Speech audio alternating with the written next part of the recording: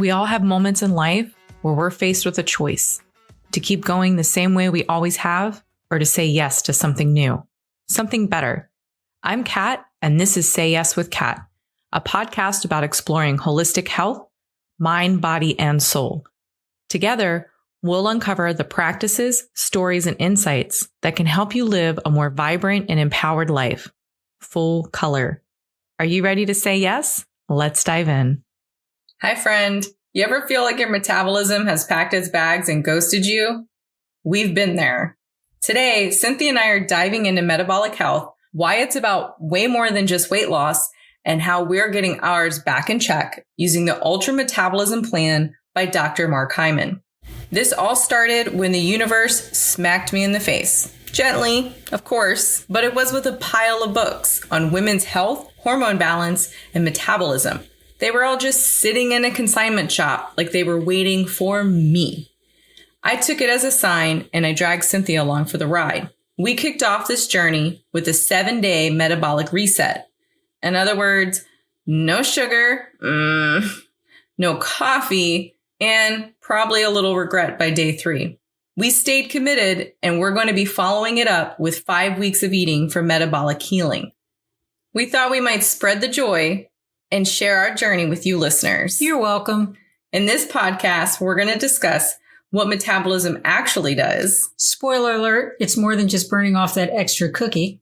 Our challenging detox symptoms and a first week survival guide. How stress and even sleep impact metabolism, and research-backed hacks to keep your metabolic engine running. Don't worry, we put it all together in another workbook to go along with this podcast. Check the notes. Now, it's time. Grab your herbal tea, cry into that last cup of coffee, and let's dive in. Let's talk for a hot minute about my fateful book discovery. Disclaimer, we're still debating whether it was destiny or just good thrifting. I was walking around a very cool consignment shop. I was on the hunt for some inspiration to upcycle when I bumped into a hutch and a pile of books fell down. If you know me, that's not surprising. As I picked them up, I noticed they had a theme. You guessed it, metabolism. I've been complaining for weeks about the effect the holidays had on my sweet tooth. Basically, my gluttony over the holidays on sugar grew my sweet tooth like it was a chia pet, and I could not put the candy down despite I swore it off weeks ago. I didn't instantly think, oh boy, metabolism books will help my sugar. It wasn't until I started scanning through the pages that I saw the connection between sugar intake and metabolism, and I realized these needed to come home with me.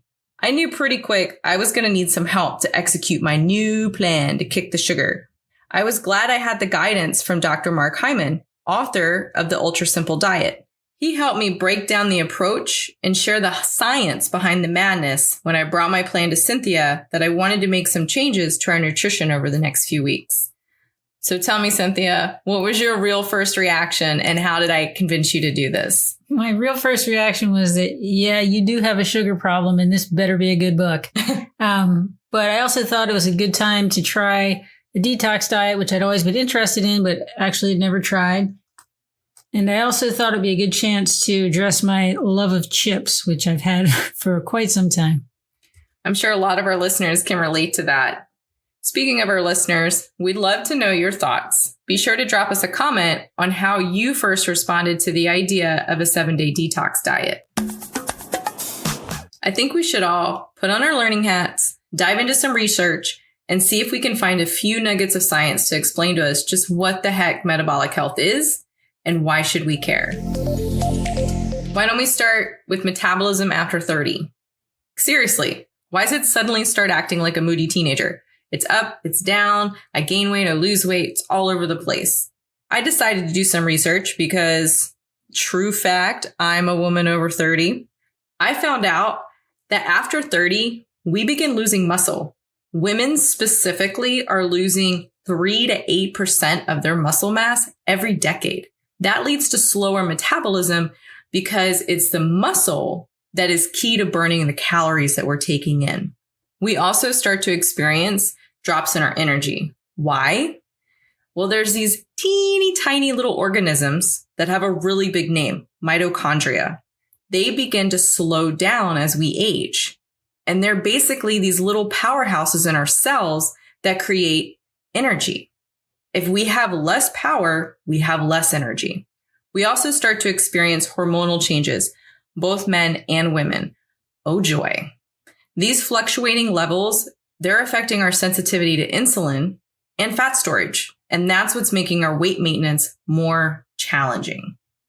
There's a common misconception that I have a slow metabolism. I've heard lots of people say that. Actually, slow metabolism refers to a naturally lower resting metabolic rate, and that's pretty rare. So what you have is an uncooperative metabolism. It happens when there's stress, poor sleep, gut imbalances, and nutrient deficiencies, and all that can make your metabolism sluggish. So while your metabolism is being uncooperative, the good news is it isn't broken. It just needs the right support. I also learned metabolism isn't just about weight. It affects energy, mood, hormones, digestion, and even brain function. But I wanted to know why. I found out it is literally the process that your body follows to convert food into usable energy. I don't know what I thought was responsible for that, but it wasn't metabolism. This is what we need to be a sane person that walks around smiling a normal amount, able to eat food without feeling sick, and string together multiple sentences with intelligence. So which came first, the slow metabolism or the bad habits that slowed the metabolism down? I'm not sure, but I really feel like 7-day reset is a good place to find out. Newsflash, we're pretty proud of ourselves so far. We're in week 3 of our metabolic reset, and I gotta say, I feel like we're learning a lot about our bodies, our moods, and the truth behind what we've been eating.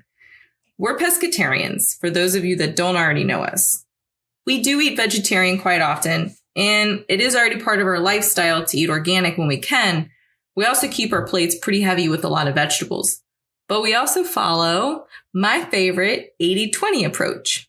That means 20% of the time, we give ourselves some grace if we want bread that also has some gluten, a bite or two of cake, or a slice of real pizza. Oh, no. We were honest with ourselves. We knew it had started to creep over the 20%, and we did expect to feel some loss with the diet, but we didn't expect to realize a lot of the foods we were eating that were labeled healthy were not healthy for our metabolic health.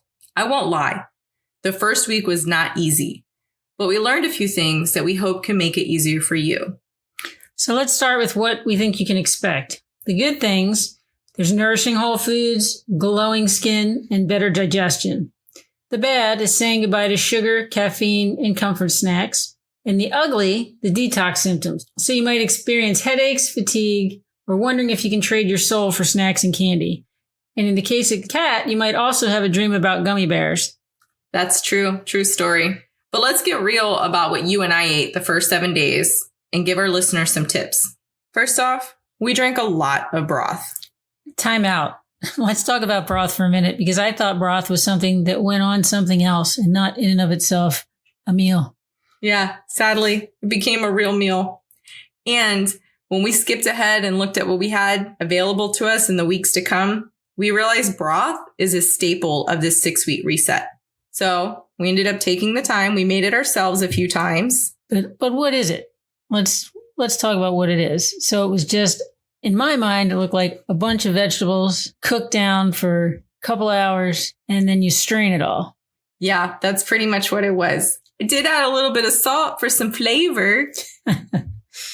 We also mixed up what vegetables we put in a couple of times. Like the first batch had a lot of cabbage. That was questionable decision.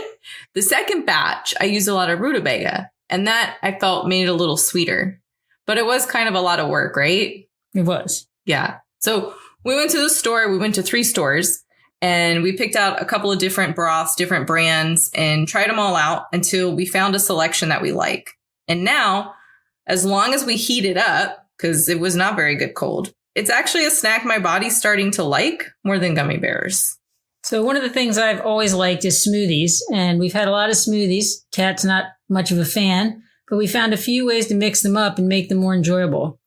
First, she mostly doesn't like how cold they are, so we use more fresh fruit and coconut milk rather than frozen fruit. And we also enjoy hot rice cereal or a tofu scramble, which is just tofu mixed with peppers and whatever other kinds of veggies you enjoy, instead of eggs. It's been kind of nice not just constantly pulling out a box of cereal for breakfast, too. It feels more intentional. I like it. Speaking of intentional meals, most of our meals are a combination of some type of grain. So we've done just plain brown rice. We've done a batch with quinoa mixed in there. We've mixed in different broths and spices to boost the flavor.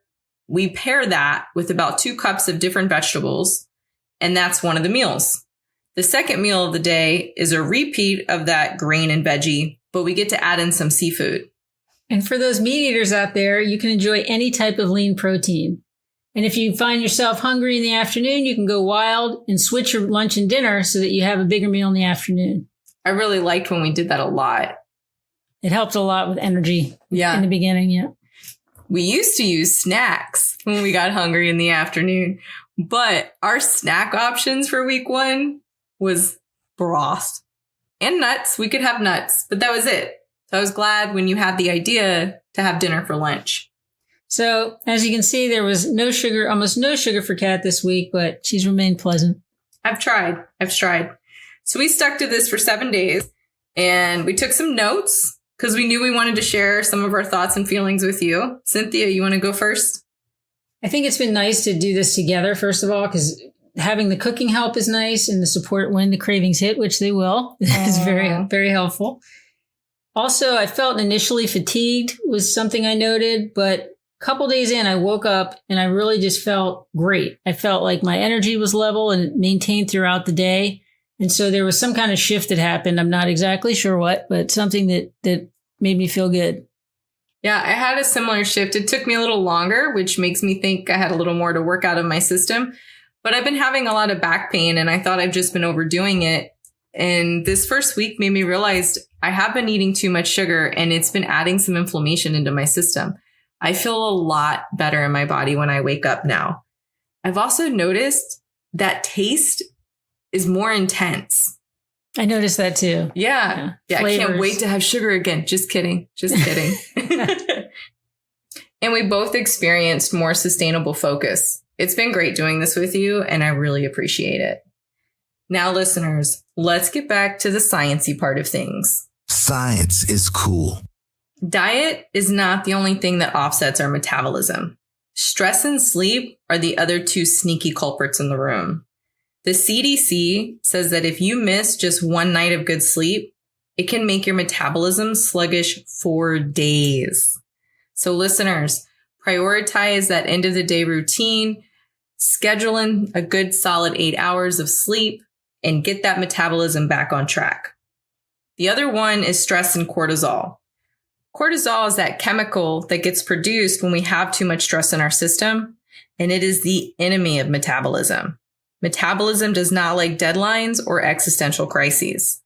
But let's be real, stress happens, right? Sometimes when we voice that we're feeling this way, people tell us just relax. But for some of us, this can be counterproductive because now we're stressing about how and when to relax. There's actually a term for this called stress laxing, which sounds like I made it up, but I didn't. So instead of getting more keyed up trying to relax, just focus on changing the things that you can. And these can be small changes. So could be setting better boundaries between home and work, could be putting down the to-do list and being grateful for what you've already done. It could be trying a technique. So there's, in the middle of a stressful moment, a really quick way to reduce your stress is the 5-4-3-2-1 technique. So ask yourself to find 5 things you can see, 4 things you can touch, 3 things you can hear, 2 things you can smell, and 1 thing you can taste. And this can help ground you and decrease your stress. That's a great technique. We do have a few more practical fixes, though. My favorite is a Qigong hack. No surprises there. I like the golden ball routine. This is great for stress relief. I'll include a link for it in the workbook, or you can follow our channel on YouTube and access the video there.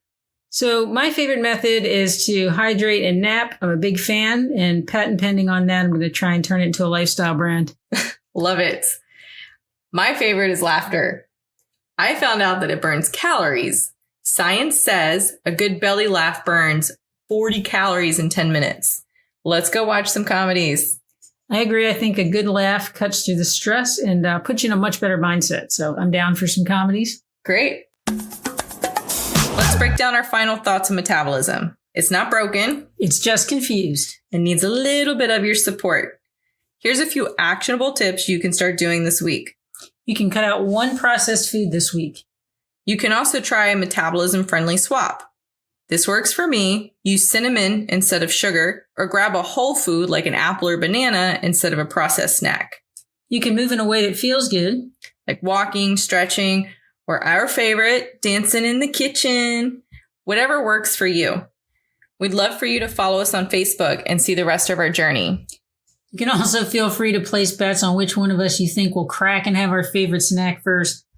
Before you leave, please like and subscribe to our channel. And remember, this is your journey. It's all about taking these small, meaningful steps towards a healthier, happier you, full color. Until next time, say yes to your well-being and take care.